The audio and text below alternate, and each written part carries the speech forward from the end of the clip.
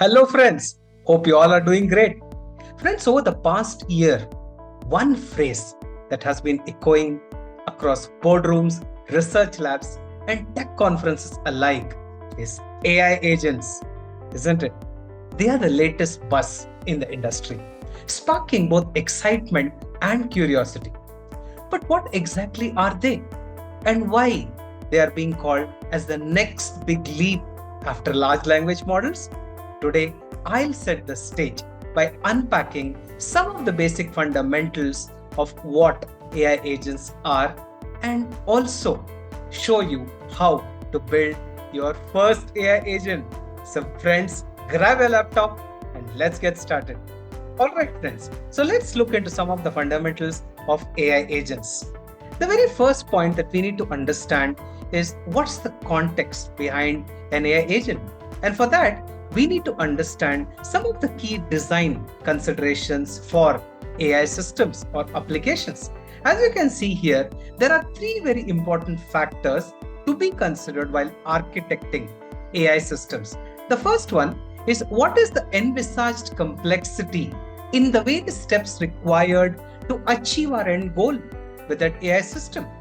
Second is what are the operational considerations, what kind of use cases they need to address, and what are the operating conditions under which those use cases need to be addressed. And the third is that what are our extensibility requirements and adaptability requirements, right? So are we building this AI system just for one-time use and throw, or we are expecting multiple new scenarios to come up that this particular AI system may need to address? So those are the three most common factors to be considered while designing AI systems. And hence, there are three key design approaches for architecting such AI systems. The first one is monolithic architecture. I'll cover in more detail what this means, but for now, just assume that for simple tasks that we need to achieve through LLM applications, the monolithic architecture is very useful. The second design approach could be when our use cases involve detailed workflows. So that's when the workflow orchestration design approach makes a lot of sense. And finally, which is our interest for today, there can be need for continuous adaptation and autonomy from the AI systems that we're designing. And that's when the autonomous AI agent architecture or design comes into picture. So let's dive a bit deeper into each of these. All right, monolithic LLM architecture. So as you can see here, these are AI systems that require to address very, very simple tasks.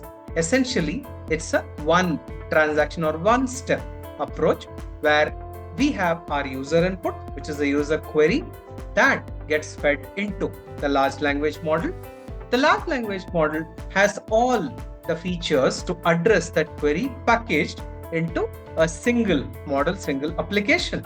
And that processes this user input and finally it gives the output. So it is the most basic architecture. It is applicable usually, as I said, to one step and simple tasks. The most important thing is such LLM applications are stateless. They don't retain memory or context of what were the actions taken earlier, because for such use cases, that's not required. Hence, they are a single request response systems. What are the advantages? Obviously, they're going to be very high speed. They are going to be low cost because it's not complex or continuously explored scenarios, but a single step request. So the consumption of tokens and the usage of the LLM is going to be quite simple, making it low cost. And most importantly, it's very simple to build as well. But there are some disadvantages of such simple LLM architecture. They cannot handle workflows where there are multiple steps to be followed. There could be multiple calls to the large language model. They don't retain context. And this is very important, especially when the AI system is interacting with humans or it is implementing complex workflows where it's important to retain the context or memory from the previous transactions. But such monolithic LLM systems cannot retain context and they cannot also take dynamic decisions. They are simple one-step process, right? So there is no dynamic decision making possible here. So what are the use cases for a monolithic architecture? Text summarization. For example, you have a large document or a set of documents, and then you just want a summary of those documents. A very common use case, for example, in the legal field, it's very useful to have a monolithic architecture like this for such scenarios of text summarization. Similarly, if there are simple language translation tasks, such architecture can be very easy to use. So that's the simplest one. So let's look at the next design approach, which is the workflow orchestration. So as I mentioned earlier, friends, there are going to be very practical scenarios where multiple steps are involved in getting our AI system to address the end goal. So these are the systems where there is a user input, but for processing that user query or input, there are a number of steps to be executed. Hence, we need to have multiple calls made to the LLM to achieve those multiple steps.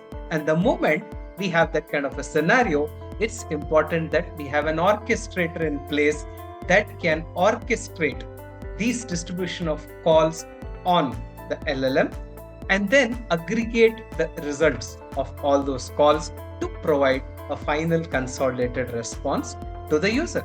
So such design architectures are applicable to predefined steps. There are a set of predefined steps that we are very clear about, and there are some clearly defined workflows and a very predictable decision to be made. So such systems can always help achieve a very consistent output. There cannot be a variability in the output.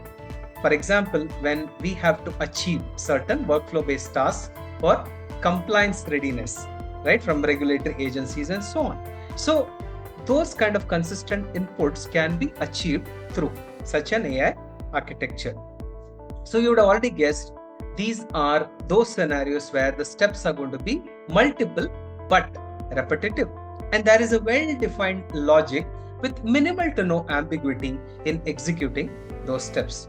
And hence, we see a lot of predictability, reliability, and deterministic output from such AI systems. But there are some disadvantages of such an architecture. These systems are expected to be very rigid because they are very much compliant to a predefined workflow with a deterministic output. And hence, such systems may have very minimal adaptability to any dynamic changes. So some of the example use cases for using such an AI architecture could be, for example, insurance claims processing, where it's going to be repetitive, continuous steps of processing the various documents coming from the user and also validating those documents, right? So the output also has to be very, very reliable, predictable. There is no dynamism in this. Another example could be just processing the various healthcare transactions, right, for patients. So for such very, very predictable but multi-step systems, the workflow orchestration architecture can be of great help. And now let's come to the most waited for autonomous AI agents architecture. So this is the most recent and the most advanced AI architecture. So if you look at the diagram over there, essentially now we are moving away from the concept of a user query or user input to a much larger environment.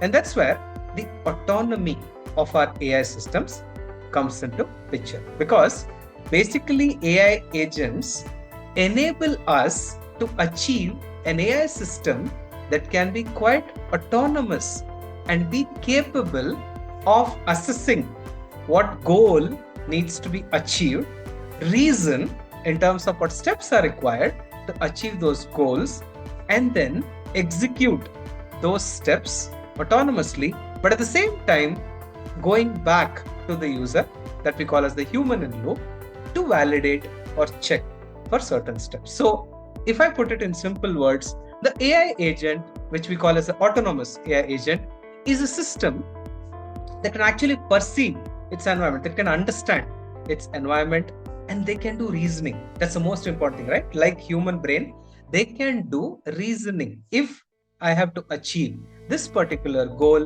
what are the steps I need to take, why I should take those steps, so what to do to achieve that goal, and then they can take those actions to achieve that goal. And in that process, a very important concept, often they use tools, and I will cover in a bit more detail what we mean by tools. But also it's important that we retain memory in such AI systems.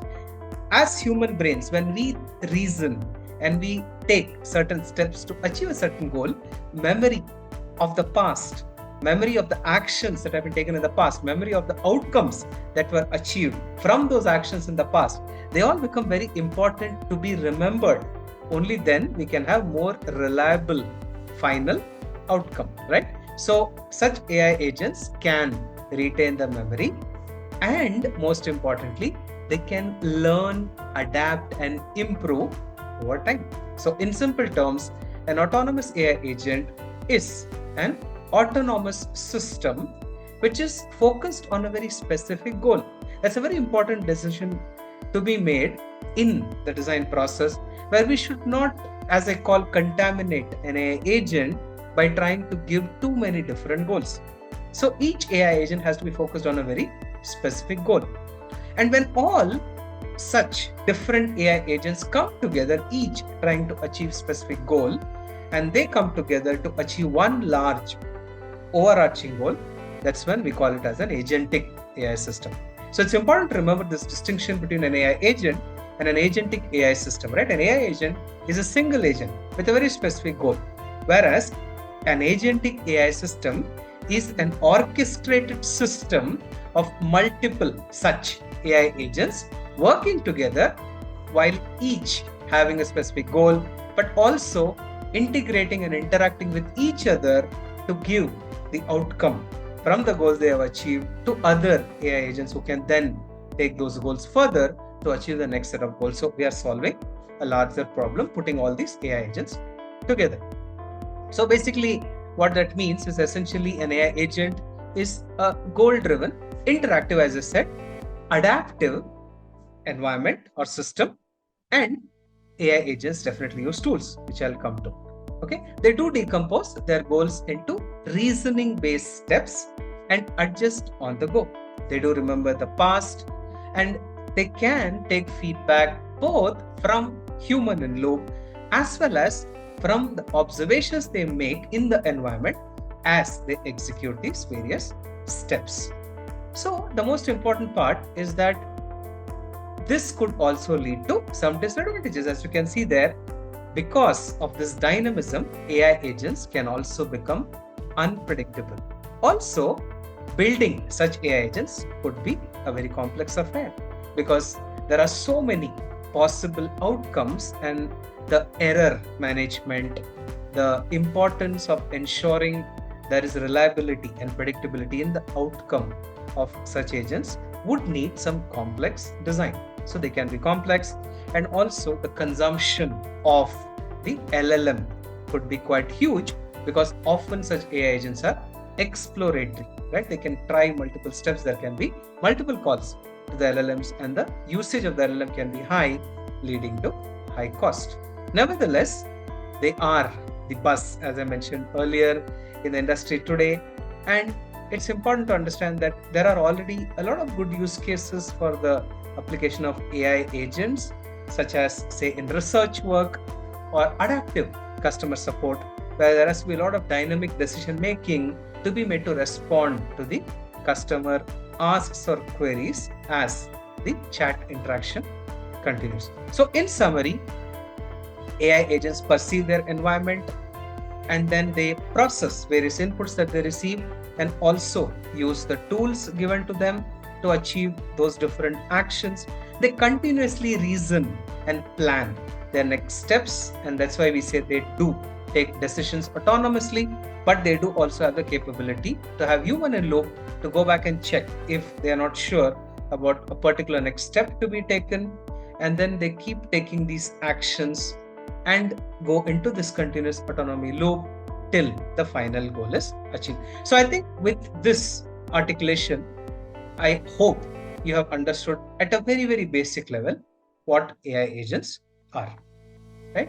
So now let's spend a few minutes on why tools are so important for AI agents. So friends, it's very important to understand that at the fundamental level for an AI agent, the enabler is the LLM. And LLMs always have a limited context or knowledge based on what they have been trained on, right? They are not by default connected to the external world. So it's very important that we enable the AI agents that use such LLMs to interact with the external world to be autonomous and dynamic. For instance, if an AI agent has to find out what's the current temperature in a particular geographical location, on its own, the LLM in that AI agent cannot achieve that, right? So the LLM has to access some external data source to understand what's the current temperature in that location.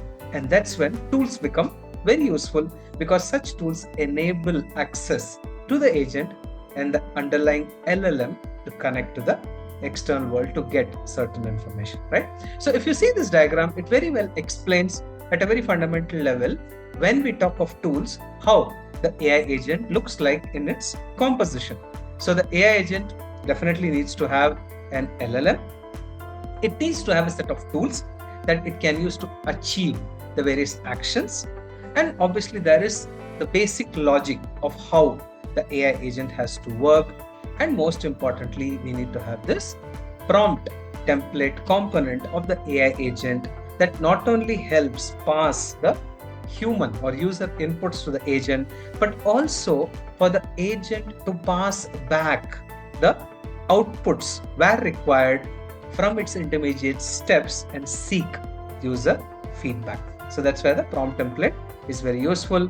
And you can see that the continuous loop of thinking, reasoning, acting, and going back to actions till the final outcome is achieved is managed with this kind of a construct, right?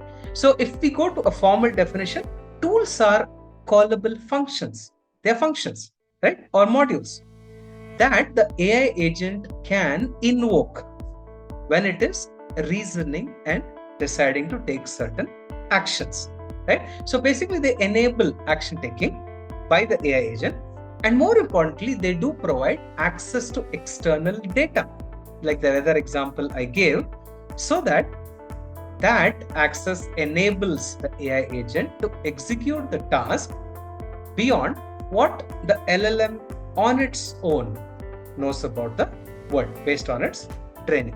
Okay, tools are quite often defined with clearly defined inputs and outputs, in the sense that if the tool is to be used by the agent, the tool needs certain defined inputs, and similarly the tool will also give certain defined output, and they are very well integrated into the various frameworks available. Like in the last video on building our first LLM, I spoke about LangChain.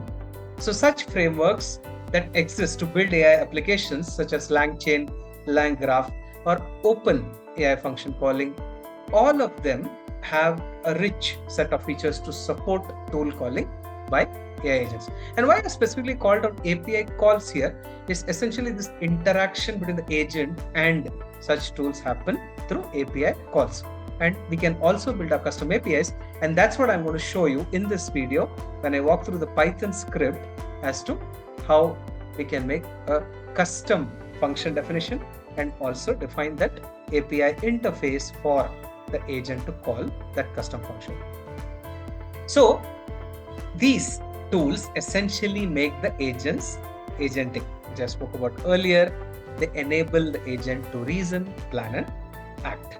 And they also make the agents modular, right? Because each tool is focused on achieving a specific goal. So we can build this application or function from scratch using these various tools, right? And they also enhance the adaptability of the agents. Most importantly, tools enable real-world integration of the agents, and there are various applications or scenarios where tools can be very, very helpful to AI agents, as you can see here, for example, to connect to an external database such as a SQL database to do any kind of search on the web, right? To achieve, for example, email send function, to understand what's the current weather like in specific locations, or look at some of the latest in this hour kind of news, which is important for the agent to take certain actions or achieve their goal.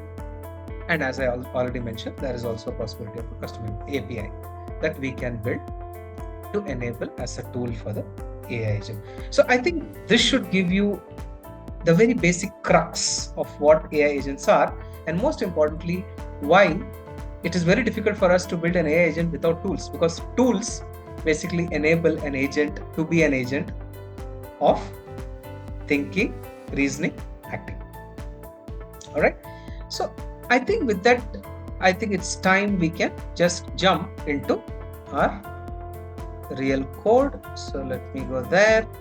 So this is the Python code which builds the basic AI agent. So we start with installing the core required packages. So we already spoke about LangChain. So core OpenAI, because we'll be using an OpenAI model in this example. And then, LangChain is a continuously evolving framework, and often functionalities get deprecated, modern functionalities added. So we need to ensure we have all the right LangChain packages, such as in this case Classic, which has some of the basic agent creation functionalities, which we will be using in this particular code example, right? So we will then go ahead and do the bunch of imports that we need to. So some of the important callouts here is we are going to use the chat OpenAI interface to create our LLM, which will be used in the agent. We will be using the chat prompt template for the various message exchange, particularly in this case, passing on the user message to the agent. Now, this is the most important part of our code. We'll be using an agent executor. So this is the executor framework that wraps around the agent that we are going to create and help orchestrate the workflows to achieve our final goal. And this is the very fundamental function, create tool calling agent, that we'll be using to create our agent. Okay, and then there are some specific steps we take, some checks and balances, which I'll briefly cover. And for that, for example, we will be using the runnable multi-action agent, and tool is the most important. I spoke a lot about tool. So this tool package or class helps us to achieve building of a tool. Okay, so the first set of steps are to get my API key, right? And then let's start with defining the tool. So the objective of this program, which is an academic agent build program, is to give a textual user query input to the agent, and for the agent to decide how to achieve that query or the outcome or the goal that the user is setting. So in this case, it is just a simple string in the user query where we'll tell the agent in a string format, can you please add certain numbers for me? So internally, the agent will take a dynamic decision through its reasoning that looks like from what the user is saying, we need to add certain numbers. So it will take that string, and then it will be using this tool, and this is the custom tool, custom API that we are building called as add numbers, that takes two floats. So obviously to add, we need at least two numbers. So it will take those two floats and return their sum as a string. Okay. Now it is important, it's crucial to return a simple string, because what you will see is basically there is going to be a continuous observation of these tool calls, the outputs from those tool calls by this agent executor as an orchestrator. So for it to observe this particular step that the agent is taking by calling the add numbers function and what comes out of it, it's important that the output is given to the agent executor as a string. All right, then we go on to create our large language model, which, as I mentioned earlier, is Chat Open API. So this is the free model ID. I had explained this in my last video, how you can obtain this from OpenRouter. and then this is the API base for the open router. This is the link where the endpoint is hosted. Then this is my specific API key from open router. And then there is this important concept called a stream. You might face this challenge when you try to build an agent where you get this error which says that streaming of tool outputs is not supported. So I think by default, when we create an LLM and an agent, it assumes that the output has to be streamed, which means continuous stream of text, and that's what the agents can support. But here, because there are tool calls involved, the whole input-output structure of tool calling, as I explained earlier, is usually in a structured format, right? And streaming of such structured outputs is not supported, right? So we have to, by these agents and LLM, so we have to explicitly set some such configurations to tell the agent that we are not expecting you to stream any of the tool calls. Okay, so that's what this means. What we do is we package all the tools. Now here I have just shown one because it's academic, but you can have multiple tools, as I mentioned earlier, to enable the whole autonomy of the agent. And that's when we create a list of tools. And then what we do is we go ahead and create our chat prompt template, where we first instruct the LLM in the agent that you are a helpful assistant with access to tools, so be very concise. And then we also tell the agent that you will get the user input as this input key and treat such messages as human messages or the input from the user.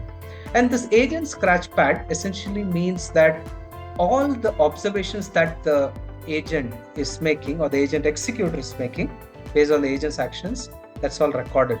That's why we call it as a messages placeholder. And it's actually important to help understand how the agent is reasoning. All right, then we go ahead and create our first agent executor, for which we use the agent executor class, and then we wrap our agent that inside it. So you saw that we actually created an agent before that, which I missed to tell you, my bad. Yeah, so if you look at, before we go to agent executor, we go ahead and create our agent, and this is the most important step. So we use the create tool calling agent function of LangChain to create the agent, and what we pass to the agent is a large language model, our list of tools, and this prompt. So this is the simple step to create our agent. And once we have that agent created, we wrap that agent in this orchestrator as agent executor, and also pass the tool set or tools list to the agent executor, and we set the verbose as true so that we can see, if possible, a stream of text from the agent executor on how it's reasoning and taking the different steps to achieve the final goal as set by the user query. Okay, now this is the second such configuration, as I explained earlier, to ensure that the agent executor doesn't think this is to stream the tool calls. So for now you can ignore it. Now let's go to this most important step, where we are now specifying the user query, which just says as a string, please add 5 and 15. Right, now this is a very simple example, but just imagine the real world scenarios where the user queries can be a lot more complicated, convoluted, with multiple lines of text, which may need the agent to break down, which is what is the reasoning and breaking down or planning the various actions, right? So which may involve multiple tool calls. So the agent has to understand this text, right, from the user, and then decide autonomously in terms of what tool calls agent has to make to achieve what the user is asking for. So here it's very simple. Please add 5 and 10 for me. So what we expect the agent to do is understand from the English language here that, oh, so I need to add 2 float numbers, 5 and 10. Let me call this add number function here, which will add and return the sum as a string, which the agent will achieve with the invocation of the tool, and this sum which comes back from the function will be observed by the agent executor to validate that yes, this is the time we should stop any further actions because we have achieved what the user wants us to.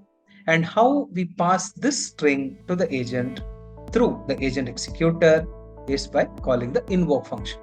And you remember we had mentioned earlier in the prompt template that you should expect human input as a dictionary where the key is input. Yeah, here.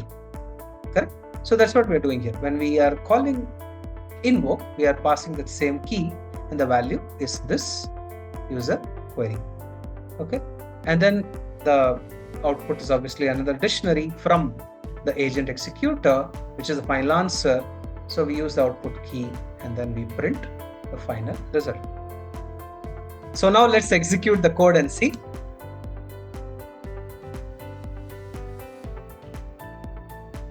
There you go. So you can see that the agent executor chain has started, and looking at that particular string as user query, the agent executor and the agent have decided they have to call the add numbers function, and they have properly extracted 5 and 10 as the values to be added, and then the add numbers function is called and the result is 15, and the final result is shown that the result of adding these two numbers is 15. So this clearly shows, friends, how the agent has taken a reasoning step to look at the user query, understand that it needs to call the function which adds these two numbers, which you can see it has done, and then it has passed on that result to the agent executor that has observed and confirmed that yes, we indeed have achieved the final result, and that result is returned back to the user to see.